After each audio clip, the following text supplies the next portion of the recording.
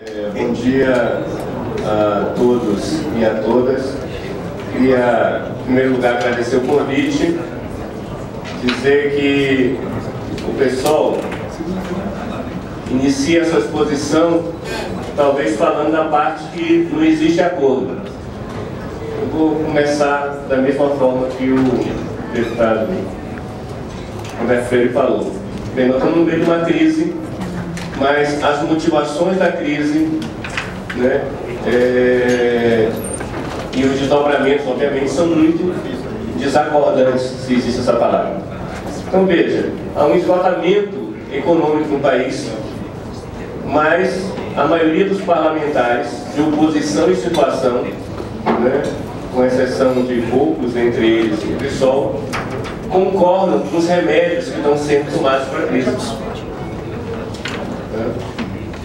Então, há um ruído, né, de que o que é principal da crise, que é a crise econômica, tem no parlamento uma alta concordância do remédio que está mostrando seus efeitos nocivos à sociedade, nocivos à economia brasileira, e sem resolver os fundamentos da crise econômica, nós vamos continuar vivendo sucessivas crises políticas. Mas nós vamos completar aí quase 3 décadas da redemocratização do país e as manifestações de junho de 2013 e parcialmente também as manifestações que ocorreram agora em março mostram de que a nossa democracia não é só frágil, mas, apesar que algumas pessoas consideram que ela seja forte, né, não é só frágil, mas também imperfeita. Mas ela é imperfeita porque a desigualdade social no país faz com que a democracia tenha, no seu formato atual, distorções que uma reforma política precisa enfrentar.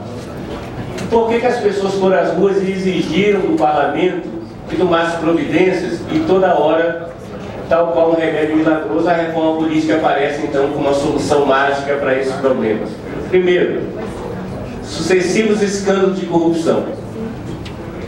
Sucessivos e persistentes. Segundo, abuso do poder econômico nos processos eleitorais. Terceiro, utilização das estruturas públicas, tá, em favor de determinados grupos políticos sem que a democracia tenha a eles delegados esse direito. Terceiro, inexistência ou precariedade de mecanismos eficientes de participação direta da população. Esse conjunto de problemas podem encontrar na reforma política tentativas de solução, mas eles são bastante divergentes e eu vim aqui expressar, né, como nós do PSOL achamos que isso deve ser enfrentado. E eu começo pelo tema mais polêmico. Eu acho que vale um debate aí sobre parlamentarismo, sobre presidencialismo, mas me parece que isso não resolveria, no momento, o enfrentamento do que a população considera que é essencial mudar. Nós podemos continuar com a corrupção, nós podemos continuar com o abuso do poder econômico, tanto no presidencialismo como no parlamentarismo. Não é inerente a esses dois regimes a forma de corrupção. Então, vamos lá. Primeiro problema que deve ser enfrentado, que talvez seja o mais crucial nesse momento. Dentro das virtudes da Operação Lava Jato, né, eu diria que tem um que as pessoas não estão percebendo, que é a queda do mito. Acho que o problema da corrupção é um problema de caixa 2. Né? E a operação tem mostrado, reiteradas vezes, de que não. O problema da corrupção em relação ao processo político tem a ver com o financiamento privado de campanha. Seja ele de forma clandestina, disfarçada, com malas de dinheiro, com outros mecanismos, seja ele transvestida de financiamento legal, conforme a legislação. E vários depoimentos aí na delação premiada têm mostrado de que as empresas faziam das duas formas, a depender do fluxo de caixa ou da necessidade do cliente. A manutenção e, me desculpe a palavra, o escárnio deste parlamento está tentando, né, no meio de uma votação do Supremo Tribunal Federal, né, e por forças ocultas o ministro Gilmar Mendes ter colocado dentro de uma gaveta bem profunda, né, impedindo o final da votação. De constitucionalizar o financiamento privado é dar uma resposta totalmente avessa ao que a população foi às ruas e o que as evidências estão mostrando. Pode sortear qualquer das comissões temáticas dessa casa. A PEC 215. Tá? E pegue a lista dos senhores deputados presentes na PEC e verifique coincidências, entre aspas, de financiadores de campanha vinculados ao tema da PEC. Muitos anos atrás eu vi um grande empresário da minha terra que existiam dois tipos de relacionamento com os políticos que as empresas faziam. Os políticos que eles apoiam e os políticos que eles investem. Os que eles investem, como o nome já está dizendo, um investimento produtivo, né, comercial, precisa de retorno. Tá? E esse é o geral que é feito no país. Precisa-se de retorno. Aonde é que tem o retorno? Uma grande empresa do agronegócio, favorável a que, né, se barre a continuidade de regulamentação de terras indígenas, para que você tenha mais áreas agricultáveis, para que você tenha mais áreas para devastar, para abrir novos horizontes no seu mercado. Bem, mas os eleitores brasileiros não votaram os parlamentares financiados ou pela Friboi ou por qualquer um grupo, né, grandes grupos comerciais, para que fizesse isso. Não foi debatido isso no período eleitoral. Então se pratica um estelionato eleitoral via o financiamento privado. O escândalo da Lava Jato é mais um na série histórica que nós temos no Brasil, em que sempre tem uma relação promíscua entre o executivo, o parlamento e as empresas privadas, né, que não são eleitores. Como bem já se falou no Supremo Tribunal Federal sobre isso.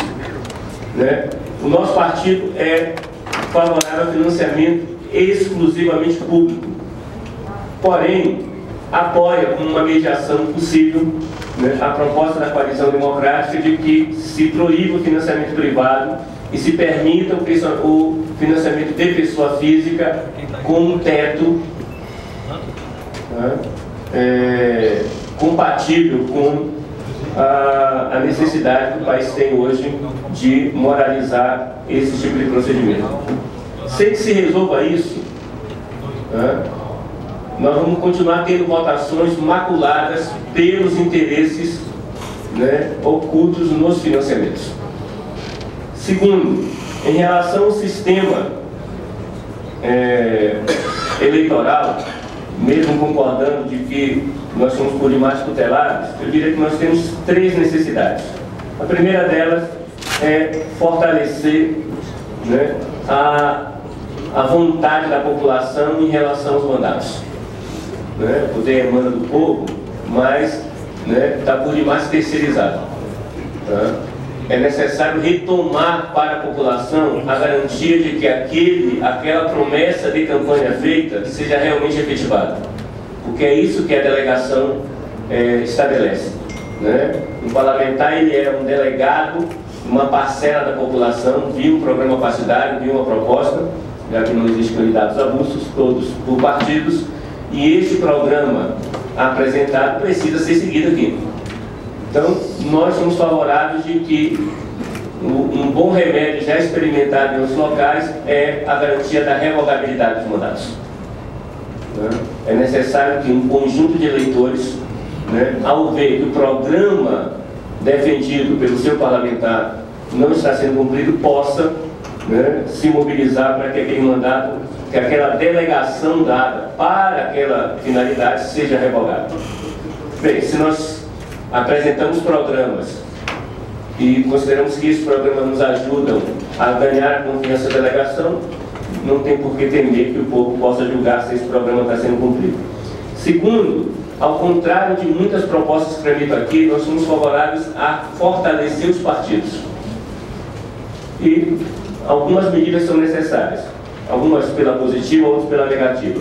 Então, pela negativa, qualquer forma de cláusula de barreira, né, é uma tentativa não de fortalecer os partidos, mas de fortalecer alguns partidos.